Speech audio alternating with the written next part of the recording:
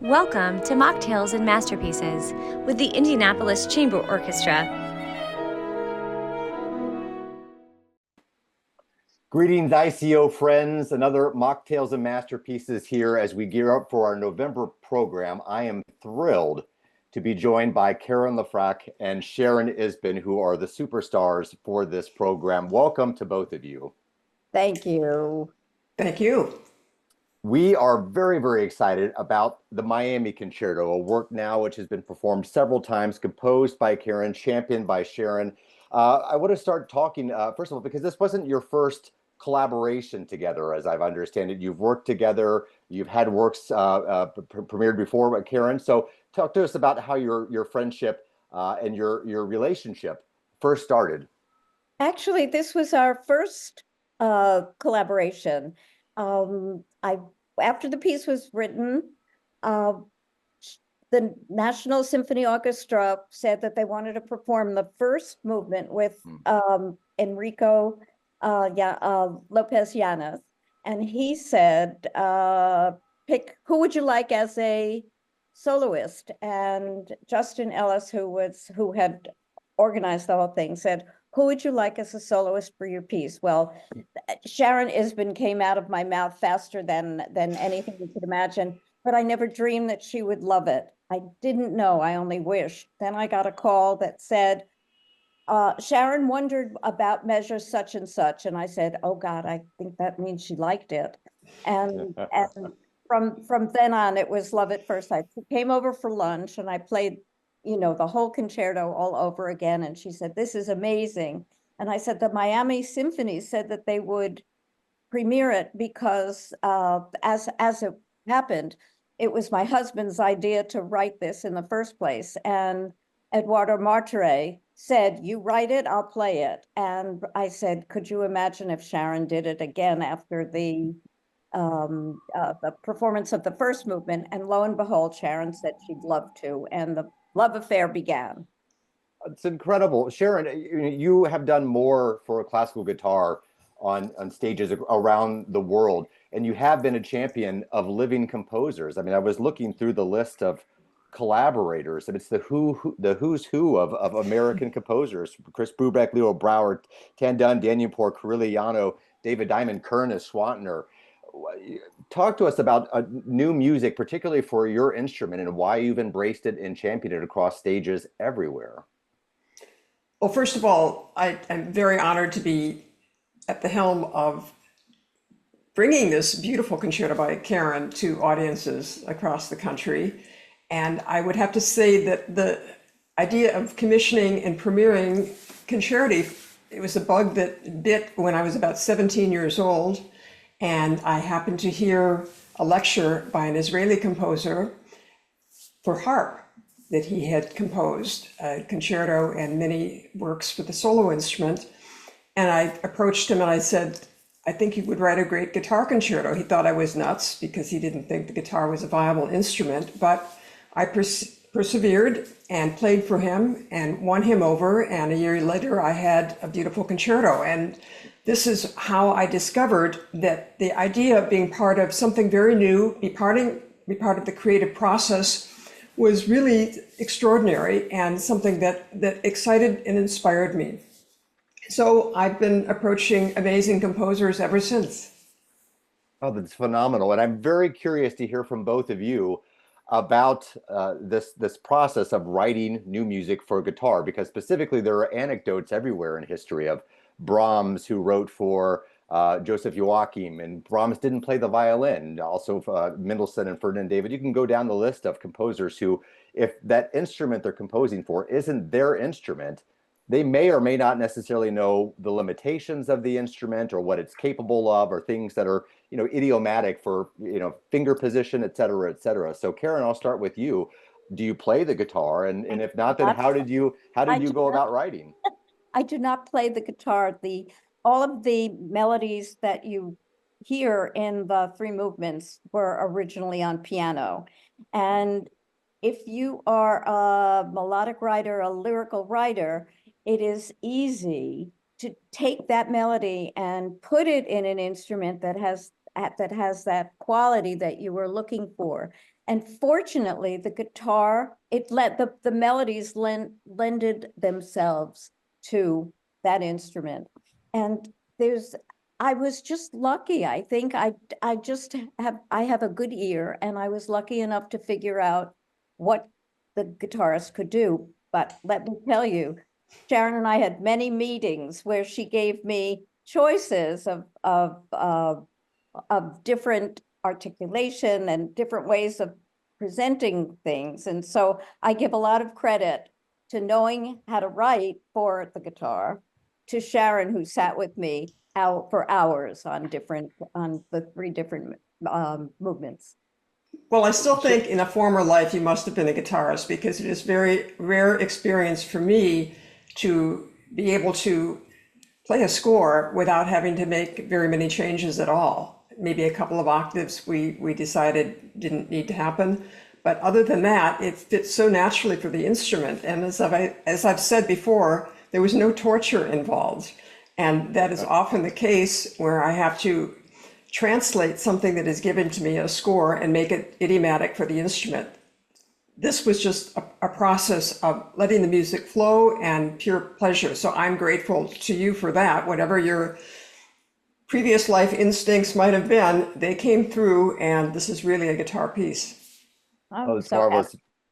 Sounds like a match made in heaven. And obviously, this has taken on a tremendous life as it's been performed not only by the orchestra St. Luke, but Vancouver Symphony, as we were discussing earlier, Aspen as well. I'd like to share with our audience now a video of that recording process, which is just charming. And this is the video of that recording process with the orchestra of St. Luke.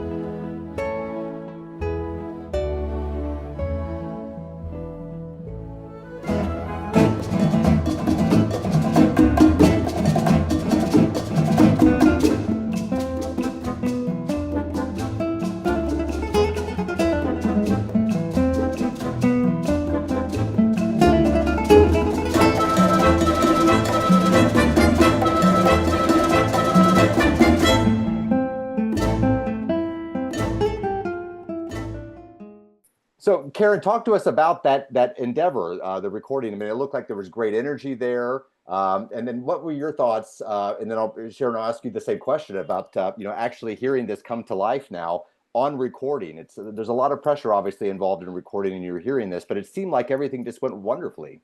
Well, we were fortunate to have Grammy-winning producer Elaine Martone at the helm of the recording session, and great engineers to put it together. But I can tell you, walking in and seeing the orchestra and seeing the conductor and seeing Sharon sitting in front of them, the first measure was out of body. I mean, if anybody could imagine, it was like this. Oh my God, listen to that, listen to this.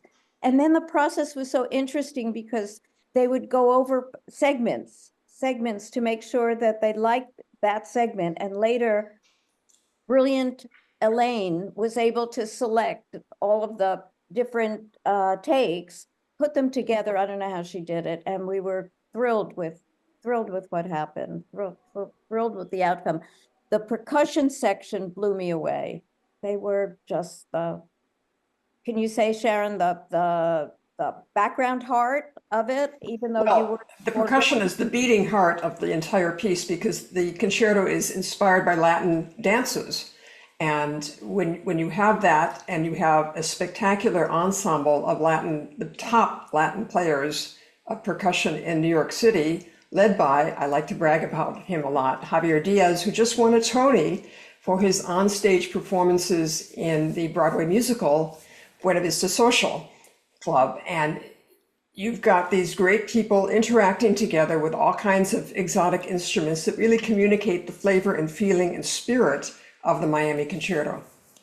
And Sharon, that is a very important point too, because you could play the rhythms just as they're notated on the page, but you could very easily miss that natural soul of that music if it's not a style that you're familiar with. I've heard so many people try to get Congo rhythms right, to get tango rhythms right, and if you don't imbue it with that heart and soul of it, so you really were in great hands, it sounds like, with a tremendous team.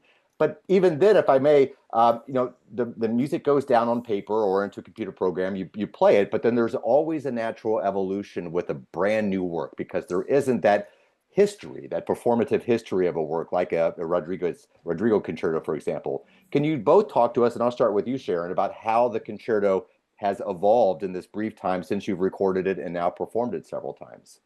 Well, there certainly is some improvisational level going on in the percussion when Javier is playing bongos and the others are playing the various instruments you will hear. For me, the process is just discovering more and more depth. One of the things that Karen and I worked on together, and the choices that I would give her, would be different fingerings, because you can play the same note in 5 different places often on the guitar, and each will produce a different color and character and spirit, different kind of vibrato, different sustain, and also the embellishments, the little trills, the slides, what we would call the Spanish spices and Latin American spices that add to the feeling of it. If you consider this something of a combination of Latin pop with classical, they meet and create a new third evolution that, for me, all this is changing each time I play it, the improvisational rhythms that might happen in some of the movements. So it's just being in the moment, being in the spirit of the piece, and exuding the passion that it communicates. And the same question for you too, Karen, about the evolution of this. I mean, as a composer, this is probably quite common for you. As I talk to so many composers, when they actually hear the music played by humans in a room, with a shared audience, that there's sometimes, the desire to amend a few things here and there. Talk to us about your compositions in general. Do you find that this is normally the case, or once it hits the paper, that's what it is? That's so interesting. The majority of my work are peaceful piano pieces. I think I have maybe 14 albums of that are launched in the world. And I listen to these little miniature pieces and I try to figure what I would do differently or what I did wrong. And very rarely do I feel like I've made a terrible mistake with all of them. And the same thing with the concerto. I don't think that there were places that I would redo. I was fortunate. I give credit to this brilliant arranger I have, Bill Ross, who was the person who said, "You've written Latin dance rhythms," and he gave me names for all of them. The first, the guaguancó, the second, the tango, and the third, the bembe. And I don't think I would change any of those rhythms. Sharon took the added notes on the cadenza in the second movement, only to make it so much better than I had thought of. So I don't think I would change too much of that concerto. Would you, Sharon?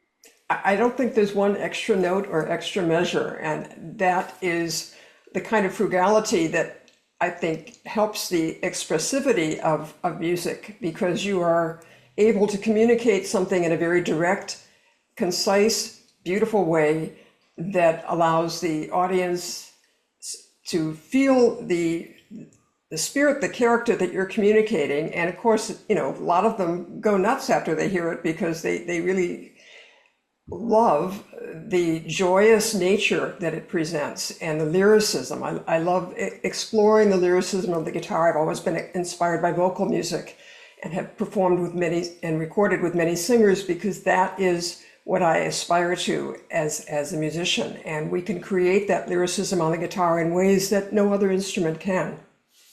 I think what's important for in my music is that I want to say the most with the least amount of notes. How's that?